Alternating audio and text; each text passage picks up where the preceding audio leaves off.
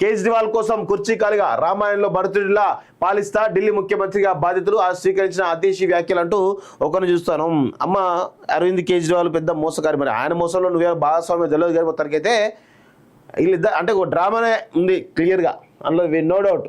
So ఇక్కడ చాలా క్లియర్గా మనం చెప్పాల్సినటువంటి విషయం ఏంటంటే కేజ్రీవాల్ ఒక లంగా నాటకం ఆడుతాడు.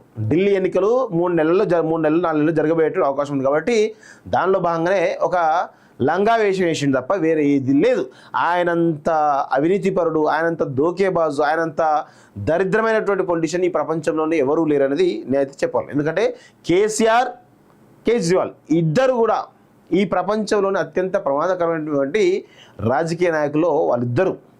సో వాళ్ళిద్దరు ఒక్కటే, మళ్ళా వేరు కాదు. సో అలాంటి పరిస్థితుల్లో ఒక నాటకానికి తెరలేపిండు. ఆ నాటకంలో భాగంగా ఢిల్లీ ఎలక్షన్స్ జరుగుతున్నాయి అనేది మనందరం కూడా గుర్తుపెట్టుకోవాలి.